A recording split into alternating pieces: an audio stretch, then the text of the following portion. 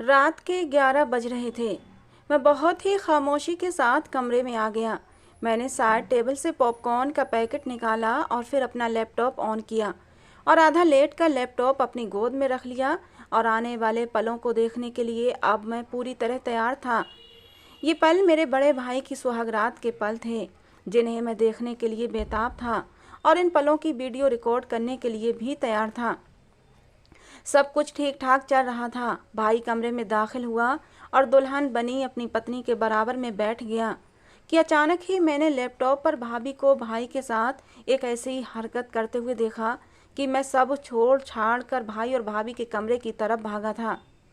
वैसे तो सब कुछ ठीक ठाक था, पूरे घर वाले खुश थे क्योंकि मेरे बड़े भाई की शादी थी, लेकिन इस घर में कोई खुश नहीं था तो वो मैं था। मैं अपनी परेशानी को छुपाने की बहुत कोशिश कर रहा था, लेकिन मेरी तबीयत में खुद ब खुद चिड़चिड़ापन आ गया था और मैं बिना वजह ही चीज़ों की तोड़फोड़ करने लगा। लेकिन मेरी इस तोड़फोड़ का भी कोई फ़ायदा नहीं हुआ। बेकार में ही मेरा कमरा ख़राब हो रहा था और बाहर तक तो मेरी आवाज़ भी नहीं जा रही थी क्योंकि बाहर तो बहुत हंगामा था। मेरे बड़े भाई की शादी को लेकर पूरा ख़ानदान इकट्ठा था।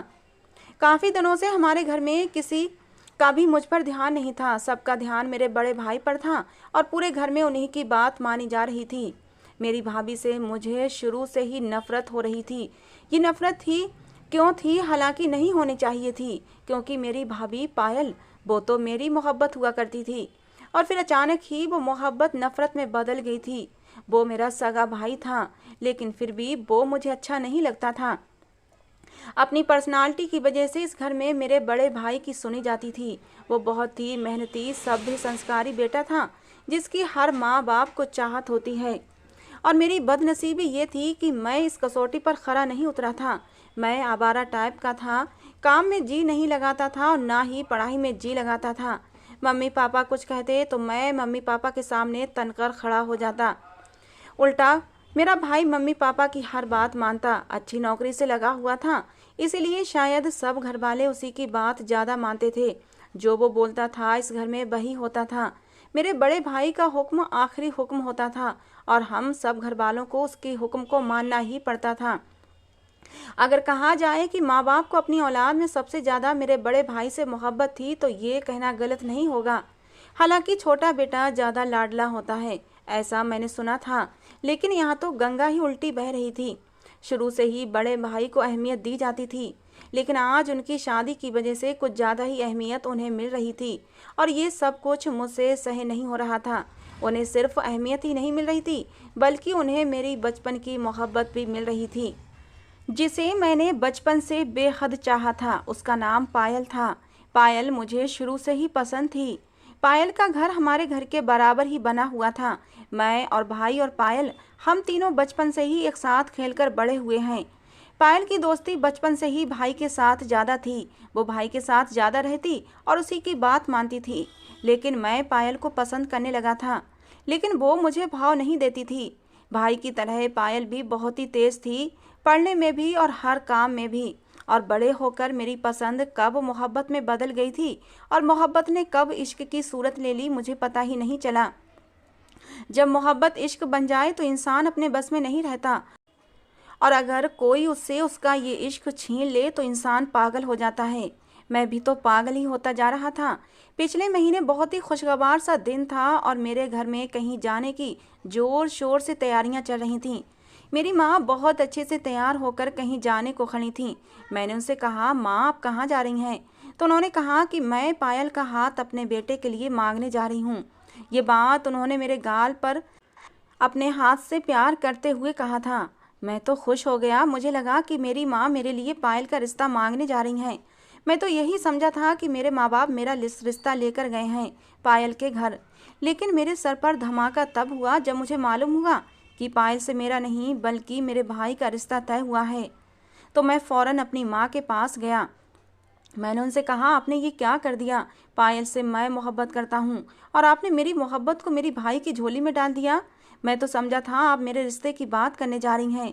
मेरी बात सुनकर मेरी माँ का एक जोरदार तमाचा मेरे मुंह पर पड़ा था। मुझे बिल्कुल भी इस बात की उम्मीद नहीं थी। मेरी माँ ने कहा, शर्म करो, वो तुम्हारे भाई की मोहब्बत है, तुम्हारे भाई ने उसे पसंद किया है। वो दोनों ही एक दूसरे को बचपन से पसंद करते हैं और इस शादी में दोनों तरफ की मर्जी शामिल है, पायल की भी और तुम्हारे भाई की भी। पायल भी तुम्हारे भाई से मोहब्बत करती है और तुम्हारे भाई ने भी पायल से मोहब्बत की है। दोनों की मोहब्बत के बीच में अपनी टांग मत अड़ाओ। जिस तरह बचपन से तुम उसकी पसंद की चीज़ों पर हक जताते चले आ रहे हो, लेकिन ये बात पूरी ज़िंदगी की है। पहले तो मैं तुम्हारा बचपना समझकर उसकी सारी चीज़ें तुम्हें दे दिया करती थी और मेरा बड़ा बेटा उफ तक नहीं करता था, लेकिन इस बार मैं ऐसा नहीं करूँगी। वो उसकी मोहब्बत है और मैं जानती हूँ कि वो उसके बिना जिंदा नहीं रह सकता, क्योंकि मैंने पायल के लिए उसकी आंखों में सच्ची मोहब्बत देखी है। और अब वो तुम्हारी भाभी बनने जा रही है और तुम उसके लिए इस तरह के बेहुदा शब्द इस्तेमाल कर रहे हो। तुम्हें सोचना भी नहीं चाहिए पायल के बारे में अब, क्योंकि वो तुम्हारी भाभी बनने वाली है, इसलिए सम्मान के साथ उसे भाभी कहो। ये मेरी माँ की तरफ से पड़ा हुआ थप्पड़ नहीं था, ये थप्पड़ तो जैसे किस्मत ने मुझे मारा था। और इस थप्पड़ के पड़ने के बाद मैं बहुत ही ज़्यादा गुस्से में आ गया था। मुझे कुछ भी समझ नहीं आ रहा था कि मैं क्या करूं। मैं कुछ दिन के लिए घर छोड़कर चला गया, लेकिन किसी को भी मेरे जाने से कोई फ़र्क ही नहीं पड़ा। मेरे माँ बाप मुझसे नाराज़ थे और अभी तो बड़े भाई को भी मालूम नहीं था कि मैं किस बात पर नाराज़ हूँ। कुछ दिन सड़कों की खाक छानने के बाद मजबूरन मैं घर वापस आ गया, क्योंकि मेरे पास रहने के लिए ठिकाना ही नहीं था और मुझे तो अपने कमरे के बगैर नींद भी नहीं आती थी। लेकिन अफसोस तो इस बात का था कि किसी को भी मेरी चिंता ही नहीं थी। हर कोई भाई की खुशी मनाने में बिजी था और पूरा घर ऐसे सज चुका था जैसे शादी वाले घर होते हैं। और ये सब देखकर तो मैं जैसे अंगारों पर लौट रहा था। और फिर मैंने फैसला कर लिया कि मेरे भाई की शादी को बर्बाद करके रहूँगा। पहले तो ये शादी होने ही नहीं दूंगा, और अगर ये शादी किसी तरह हो भी गई तो इसे कामयाब नहीं होने दूंगा। अगर पायल मुझे नहीं मिल सकती तो फिर किसी को भी नहीं मिलेगी। मुझे अपने भाई से नफरत महसूस हो रही थी। हालांकि मेरे भाई ने हमेशा मुझसे मोहब्बत की थी, लेकिन फिर भी मेरे दिल में उसके लिए कभी मोहब्बत पैदा नहीं हो सकी थी। और वजह शायद यही थी कि वो अपनी काबिलियत की वजह से सब घर वालों के दिलों पर राज करता था और उसके उलट सब घर वाले मुझे इग्नोर करते थे। भाई तो मुझसे इतना प्यार करता था कि मैं उसे कोई भी चीज़ मांगता तो वो फ़ौरन मुझे दे देता था, लेकिन अब उसे खुश नहीं रहने देना चाहता था। इसी मकसद के लिए मैंने पायल को फ़ोन किया और उससे मुलाकात के लिए कहा, तो उसने कहा कि वो मुझसे मिलना नहीं चाहती। मैंने उसे कहा, मैं तुमसे मोहब्बत करता हूँ और तुमसे शादी करना चाहता हूँ, तो मेरे भाई से शादी करने से मना कर दो। लेकिन पायल के जवाब ने मेरा दिल तोड़ कर रख दिया। मैं उन शब्दों को बता भी नहीं सकता। उसने कहा कि तुम्हारी औकात ही क्या है तुम्हारे बड़े भाई के सामने। तुम्हारे बड़े भाई की बहुत अच्छी नौकरी है, उनके पास गाड़ी है और वो एक मेहनती इंसान है, और सबसे बड़ी बात वो मुझे पसंद है और मैं बहुत खुश हूँ इस रिश्ते से। बचपन की मोहब्बत है वो मेरी, और तुमने कैसे एक पल में कह दिया कि मैं इस रिश्ते से मना कर दूँ। अगर तुम मुझसे मोहब्बत करते तो तुम मेरी खुशी देखते, क्योंकि ये बात तुम भी अच्छी तरीके से जानते हो कि मैं तुम्हारे भाई से मोहब्बत करती हूँ, तुमसे नहीं। तुम्हें मुझसे मोहब्बत नहीं, ये सिर्फ तुम्हारी जिद है। तुम सिर्फ अपने भाई को नीचा दिखाना चाहते हो, उससे उसकी खुशी छीन लेना चाहते हो। और तुम हो कि अपने बड़े भाई के सामने दिन रात आवारागर्दी करना तुम्हारा काम है। ना तुम ठीक से पढ़ाई करते हो, ना कोई मेहनत करते हो, और बात करते हो मुझसे शादी करने की। मुझसे शादी करने के लिए तुम्हें पहले मेरे काबिल बनना पड़ेगा। लेकिन अफसोस कि अब तुम्हारी किसी भी मेहनत का कोई फ़ायदा नहीं, क्योंकि अब उस समय गुजर चुका है। हाँ, अगर ये रिश्ता तय होने से पहले मेहनत करके अपने पाँव पर खड़े हो जाते तो शायद मैं तुम्हारी मोहब्बत को खातिर में ले भी आती, लेकिन अब तो तुम्हें मेरे बारे में ये सब सोचना भी नहीं चाहिए। मैं तुम्हारी भाभी बनने वाली हूँ और तुम्हारी भलाई इसी में है कि तुम अपनी इस मोहब्बत की किताब को यहीं पर बंद कर दो। मैं जो पहले से ही अंगारों पर जल रहा था, पायल की दिल तोड़ देने वाली बातों ने तो मुझे और मेरी रूह तक को जख्मी कर दिया था और मैं बिल्कुल टूट गया था। अगर उसे इनकार ही करना था तो वो अच्छे शब्दों में भी इनकार कर सकती थी। मेरे आत्मसम्मान की यूं धज्जियां उड़ाने की उसे क्या ज़रूरत थी? तो शायद मैं सब्र भी कर लेता, लेकिन जिन शब्दों का इस्तेमाल उसने करते हुए मुझे धुतकारा था और मेरी इंसल्ट की थी, मैं वो भुला नहीं पा रहा था। और मेरी हालत ऐसी थी कि काटो तो मेरे शरीर में खून नहीं। भाई के साथ साथ मैंने पायल से भी बदला लेने के बारे में ठान लिया। और फिर वो दिन भी आ गया कि मेरे भाई की शादी पायल से हो गई और अगले दिन उसकी विदाई थी और मैं जले पैर की बिल्ली की तरह अपने कमरे में चक्कर काट रहा था। और फिर मुझे एक तरकीब सूझी। जितनी तकलीफ़ मुझे हो रही थी, मैं उससे कहीं ज़्यादा तकलीफ़ अपने भाई और पायल को और सब घर वालों को देना चाहता था। मैं खामोश बैठने वालों में से नहीं था। मैं फ़ौरन मार्केट गया और वहाँ से एक ऐसा कैमरा लेकर आया जो बहुत ही एडवांस टाइप का कैमरा था। शादी का दिन था तो सब घर वाले शादी में चले गए।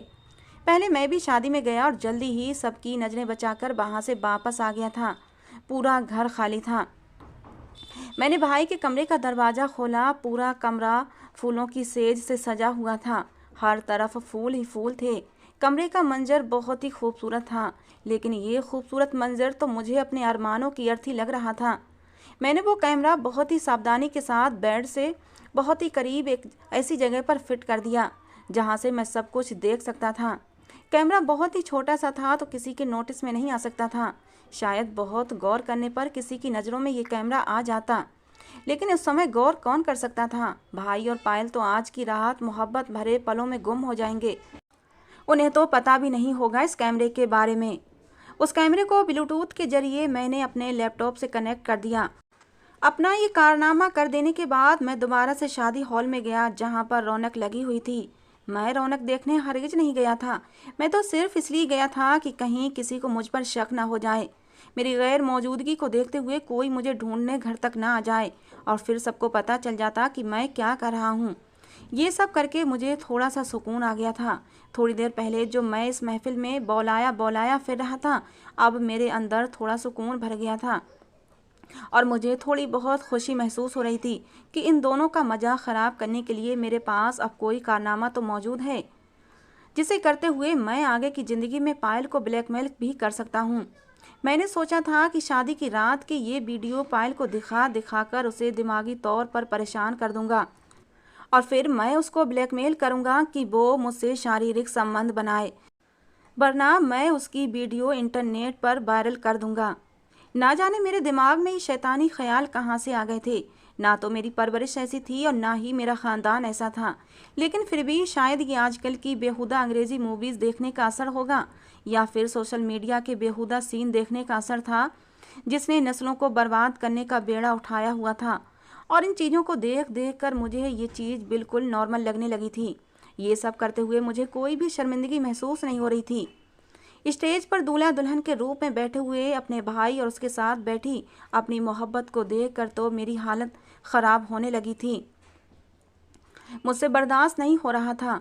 दोनों के चेहरों पर अपनी अपनी मोहब्बत पा लेने का नशा छाया हुआ था।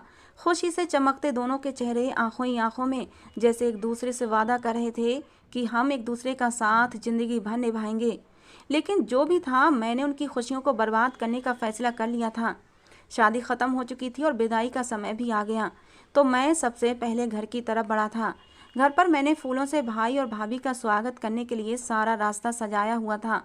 मैं उन्हें सरप्राइज़ देना चाहता था कि मैं उनकी खुशी में खुश हूँ, और वो ये सरप्राइज़ देखकर हैरत में डूब गए थे, क्योंकि जैसे ही उन दोनों ने गाड़ी से नीचे कदम रखा था, वहाँ से लेकर उनके कमरे तक मैंने फूल ही फूल बिछा रखे थे।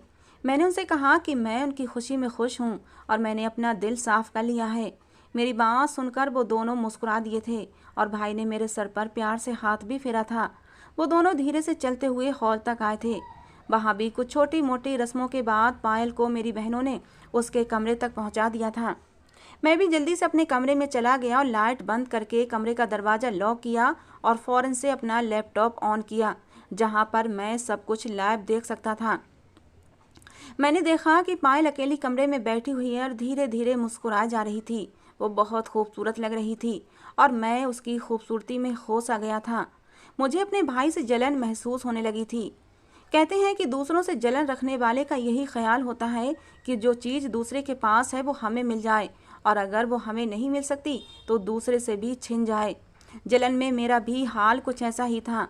पायल मुझे तो नहीं मिली थी, लेकिन उनकी खुशियों को बर्बाद और तबाह करने का मेरे पास पूरा इंतजाम था। थोड़ी देर बाद मैंने देखा अचानक पायल उठ खड़ी हुई।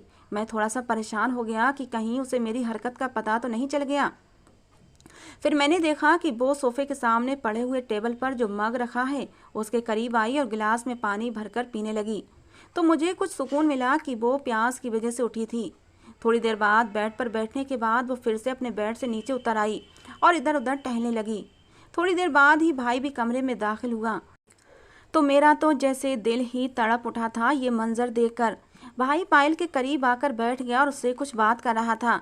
यकीनन वो उसकी खूबसूरती की तारीफ कर रहा था, लेकिन मैं सिर्फ उनकी वीडियो ही देख सकता था, उनकी आवाज़ नहीं सुन सकता था।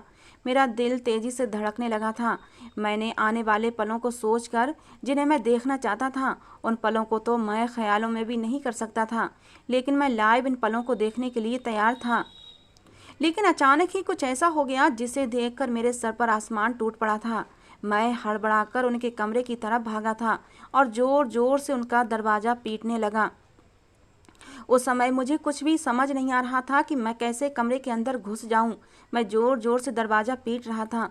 ये शोर सुनकर मेरी माँ भी अपने कमरे से निकल आई थी और मुझे भाई का कमरे का दरवाज़ा इतनी जोर से पीटते देखकर वो हैरान रह गईं। कहने लगी, क्यों तुम उन लोगों को डिस्टर्ब कर रहे हो? मैंने अपनी माँ से कहा, माँ वो लड़की भाई को जान से मार देगी, जल्दी से दरवाज़ा खुलवाएं। मेरी माँ ने कहा, तुम बेकार की बात कर रहे हो, आज उनकी शादी की पहली रात है और वो दोनों ही शादी से बहुत खुश हैं, और तुम बेकार में उनकी खुशियों को जंग लगाने के लिए इस तरह की हरकत कर रहे हो। मैं जानती हूँ कि तुम्हें पायल पसंद थी, लेकिन देखो अब वो तुम्हारी भाभी है, क्यों तुम इस तरह मुझे सबके सामने बेइज्जत कर रहे हो? देखो अभी भी मेहमान घर पर हैं, अगर मेहमानों को ये बातें पता चल गईं तो कितना बुरा होगा, हमारी कितनी बेइज्जती होगी। मैंने माँ से कहा, माँ ये समय इन बातों का नहीं है, अगर भाई की जान बचानी है तो दरवाज़ा हर हाल में खोलना होगा। माँ को मेरी बातों पर यकीन नहीं आया तो मैंने अपनी छोटी बहन को कहा कि वो जल्दी से चाबियाँ लेकर आए। मेरी बहन को मेरी हालत देखते हुए शायद मुझ पर विश्वास आ गया था। वो भागती हुई चाबियाँ ले आई। मेरी माँ ने मुझे दरवाज़ा खोलने से बहुत रोकना चाहा।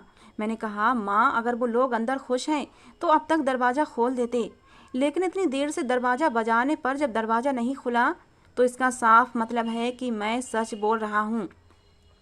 अंदर भाई की जान को खतरा है। अब लग रहा था कि जैसे मेरी माँ को भी थोड़ा थोड़ा मेरी बातों पर विश्वास आने लगा था, और जैसे ही दरवाज़ा खुला तो सामने का मंजर देखकर हम सब हैरान रह गए थे। मेरा भाई जमीन पर फर्श पर लेटा हुआ था और पायल के हाथ में पिस्तौल थी।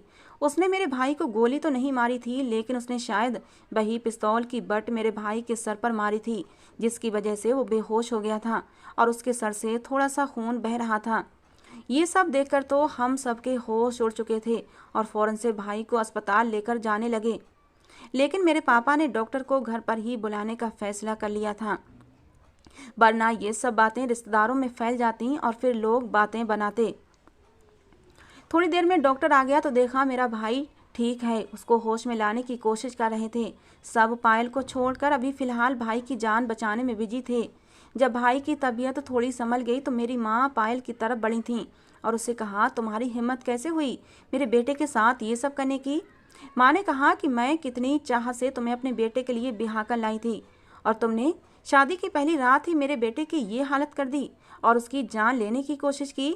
मैं तुम्हें पुलिस के हवाले भी कर सकती हूँ अगर मुझे ख़ानदान की इज्जत का ख्याल ना होता तो। पायल सर झुकाकर मेरी माँ की बातें सुन रही थी। इतने में मेरे भाई को भी होश आ गया था। मेरा भाई अपने आप को संभालते हुए पायल से पूछने लगा कि तुमने मेरे साथ ये सब क्यों किया, तुमने मुझ पर हमला क्यों किया?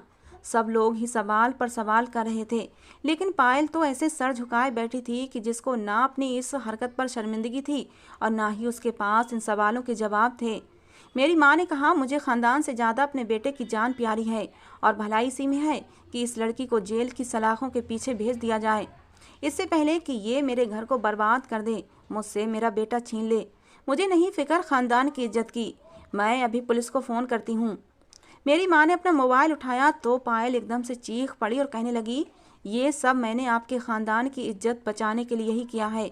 अगर मैं ये सब ना करती तो आपके ख़ानदान की इज्जत ना बचती और आप किसी को मुंह दिखाने के काबिल भी नहीं रहती और आपका सारा ख़ानदान रुस्वा हो चुका होता, ख़ासकर आपका ये बेटा जो आज दूल्हा बनकर अपनी ज़िंदगी की नई शुरुआत करने जा रहा था। इसे क्या मालूम कि इसकी ज़िंदगी का आने वाला सफ़र अंधेरे से भरा हुआ होने वाला था। अगर मेरी नज़र पानी पीते समय उस कमरे में लगे इस खुफिया कैमरे पर ना पड़ती तो। ऐसा कहकर पायल उठी और वहाँ जहाँ मैंने कैमरा फिट किया था उसने वहाँ से कैमरा खींचकर निकाल लिया और सबके सामने फेंक दिया। सब घर वाले कैमरे को देखकर हैरान थे। किसी की आवाज़ आई, ये हरकत कौन कर सकता है? मेरे बाप ने फ़ौरन से मेरे बड़े भाई की तरफ देखा था और कहा, क्या तुमने ये कैमरा लगाया था? क्या ये हरकत तुम्हारी है? बहुत सारे लोग शादी की पहली रात को यादगार बनाने के लिए ऐसे वीडियो बनाते हैं। क्या ये तुम्हारी हरकत है? पापा की बात सुनकर भाई को गुस्सा आ गया। कहा, मैंने ये सब कुछ नहीं किया और मुझे इस बारे में कुछ भी नहीं मालूम, और ना ही मेरी ऐसी परवरिश है कि मैं इस तरह का घटिया काम करूं। और मेरी तो ये हालत थी कि मेरा दिल कर रहा था जिंदा ही ज़मीन में धंस जाऊं। ना जाने कहां से पायल को ये खबर हो गई और कैसे उसकी नज़र उस कैमरे तक चली गई थी। अभी तक ये राज खुला नहीं था कि ये काम किसने किया था। अभी तक मेरा नाम नहीं आया था, लेकिन अगले ही पल पायल ने चीखते हुए अपनी उंगली मेरी तरफ उठाई थी और मेरा नाम लेते हुए कहा कि आपका ये बेगैरत बेटा जिसने ये गिरी हुई हरकत की है, और ये इसी का काम है। और मैं जल्दी ही समझ गई थी कि हमारी ज़िंदगी की इन खूबसूरत पलों को ये अपने कमरे में बैठा देख रहा है, क्योंकि शादी हॉल में मैंने नोट किया था कि ये थोड़ी देर के लिए गायब हो गया था और काफ़ी देर तक गायब रहा और फिर अचानक से वापस आ गया। शायद किसी ने ये बात नोट ना की हो, लेकिन मैंने नोट कर ली थी और मैं समझ गई थी ज़रूर अपनी कोई कारस्तानी करने गया है। मैं डर तो बहुत गया था, लेकिन मैंने पायल पर गुस्सा करते हुए कहा कि तुम झूठ बोल रही हो और मुझ पर झूठा इल्ज़ाम लगा रही हो। आखिर तुम्हारे पास क्या सबूत है कि ये सब मैंने किया है? मेरी बात पर पायल ने कहा कि आए आप सब लोग मेरे साथ, इसके कमरे में चलें, अभी दूध का दूध और पानी का पानी हो जाएगा। पायल ये कहकर फ़ौरन से मेरे कमरे की तरफ बढ़ गई और उसके पीछे पीछे मेरे माँ बाप भी आने लगे। तो मेरी तो जैसे दुनिया ही उजड़ने वाली थी, क्योंकि मेरे कमरे में मेरा लैपटॉप खुला पड़ा था। मैंने उनका रास्ता रोकना चाहा, लेकिन वो लोग नहीं रुके और पायल तेजी से मेरे कमरे में दाखिल हुई, जहां मेरा लैपटॉप खुला देखकर सब हैरत में डूब गए थे, जहां पर भाई के कमरे का मंजर साफ दिखाई जा रहा था। सबसे पहला तमाचा मेरे बाप की तरफ से मुझ पर पड़ा था और फिर मेरी माँ ने भी मुझे थप्पड़ मारा और फिर वो दोनों मुझे मारते ही रहे और मुझे बचाने वाला कोई नहीं था। मेरे बाकी सब घर वाले मेरा तमाशा देख रहे थे और शायद सब यही चाहते थे कि मेरे माँ बाप मुझे जान से ही मार डालें। मेरे बाप ने कहा कि दिल तो करता है तुम्हें जान से ही मार डालूं, लेकिन तुम मेरी औलाद हो। काश कि तुम मेरी औलाद ना होते तो इस समय जिंदा ना होते। मेरे बाप की ये बात सुनकर पायल बोली, क्या मैं किसी की बेटी नहीं हूँ? क्या मैं आपकी और आपके बेटे की इज्जत नहीं हूँ, जिसको ये खाक में मिलाने जा रहा था, और अब भी आप इसको माफ़ करने के लिए तैयार हैं? पायल की बात पर मेरे पापा खामोश हो गए थे। ऐसी सूरत हाल पैदा हो गई थी कि किसी को कुछ भी समझ नहीं आ रहा था और मेरी ऐसी हालत थी कि मैं अब जिंदा नहीं रह सकता था। मैं फ़ौरन भाई के कमरे की तरफ भागा। मेरे पीछे कोई नहीं आया था, लेकिन मेरी बहन आ गई। वो शायद समझ गई थी कि मैं क्या करने जा रहा हूँ। पायल के हाथ में थोड़ी देर पहले जो पिस्तौल थी उसको मैंने उठाया और अपनी कनपटी पर रख लिया और एक जोरदार आवाज़ हुई थी गोली की, लेकिन मेरी बहन ने मुझसे पिस्तौल छीन ली थी और गोली सीधा दीवार पर जाकर लगी थी। गोली की आवाज़ सुनते ही सब भागते हुए वहां आए तो मैंने कहा कि मैं अपने आप को ख़त्म करना चाहता हूँ। मेरे लिए अब ज़िंदगी का कोई मकसद नहीं है। मैं शैतान के बहकावे में आ गया था, लेकिन मुझे नहीं मालूम था ये अपने ही घर वालों की नज़र में गिर जाऊँगा। मुझे पता है आप सब लोग मुझे माफ़ नहीं करेंगे, लेकिन मैं इस शर्मिंदगी के साथ सारी ज़िंदगी जिंदा नहीं रह सकता हूँ। भलाई इसी में है कि मुझे मर जाने दिया जाए। बहुत मुश्किल से मेरे कुछ रिश्तेदारों ने मुझे रोका। भाई शायद पायल को हर बात बताया करता था। उनकी फ़ोन पर बात हुई थी और भाई ने यह भी बता दिया होगा कि उनकी साइड टेबल पर उनका पिस्तौल पड़ा हुआ है, और इसीलिए पायल ने भाई को गोली तो नहीं मारी, लेकिन जानबूझकर उनके सर पर हमला किया, वो भी थोड़ा सा, ताकि मैं ये देखकर फ़ौरन से कुछ रिएक्ट करूं। जब मैं वीडियो देख रहा था तो पायल ने भाई की कनपटी पर पिस्तौल ताना हुआ था, लेकिन दरवाज़ा खटकने पर जल्दबाजी में उसने भाई के सर पर हल्का सा वार किया था। शादी की सारी खुशी ख़राब हो चुकी थी, सबके दिल उदास थे और कुछ दिन यूं ही गुजर गए। मेरा ही कज़िन हर वक्त मेरे साथ रहता था। वो मेरा एक अच्छा दोस्त भी था। वो हर वक्त मेरे साथ रहता कि कहीं मैं अपने आप को जान से ख़त्म न कर दूं। और फिर मेरे कजिन ने मुझे सलाह दी कि तुमसे गलती हो गई है, लेकिन भलाई इसी में है कि तुम ये देश छोड़कर दूसरे देश चले जाओ। खुदकुशी किसी भी समस्या का हल नहीं है। जो पाप तुमने किया है उसके लिए तो शायद माफ़ी मांगने पर माफ़ी मिल भी जाए, लेकिन खुदकुशी की तो कोई माफ़ी नहीं है। तुमने अगर खुदकुशी कर ली तो तुम्हारे माँ बाप का क्या होगा? तुमने जो गलती की है उस गलती की माफ़ी भगवान से भी मांगो और अपने माँ बाप से भी मांगो। धीरे धीरे सब कुछ नॉर्मल हो जाएगा। समय बहुत बड़ा मरहम है, वो हर घाव को भर देता है। अपने दोस्त की बात को मानकर मैं अमेरिका चला आया और आज इस हादसे को 2 साल गुजर चुके हैं और ये 2 साल मैं अमेरिका में ही रह रहा हूँ और मेरा घर वालों से मेरा कोई भी कांटेक्ट नहीं है और मैं किसी के साथ कोई कांटेक्ट रखना भी नहीं चाहता क्योंकि मेरा कांटेक्ट सिर्फ और सिर्फ मेरे भगवान से है। मैं इन 2 सालों से लगातार अपने भगवान से अपने गुनाह की माफ़ी मांगता रहा हूँ और मैं उम्मीद से हूँ कि वो मुझे ज़रूर माफ़ कर देगा। मैं अपने घर वालों से और पायल से माफ़ी नहीं मांग सकता, इसलिए जिससे माफ़ी मांग सकता हूँ उसी से माफ़ी मांग रहा हूँ। मुझ में हिम्मत ही नहीं है अपने घर वालों का सामना करने की, लेकिन मुझे उम्मीद है कि मेरे लिए, मेरे दिल को सुकून के लिए मेरा भगवान मुझे ज़रूर माफ़ करेगा। तो दोस्तों ये थी आज की हमारी कहानी। आपको कैसी लगी ज़रूर बताना। पसंद आई हो तो प्लीज़ प्लीज़ एक लाइक और एक प्यारा सा कमेंट ज़रूर कर दिया करो, जिससे कि हमें पता चले कि आपको हमारी कहानी पसंद आती है या नहीं। कहानी को अंत तक सुनने के लिए आप लोगों का बहुत बहुत धन्यवाद दोस्तों। मिलते हैं अगली किसी नई कहानी के साथ।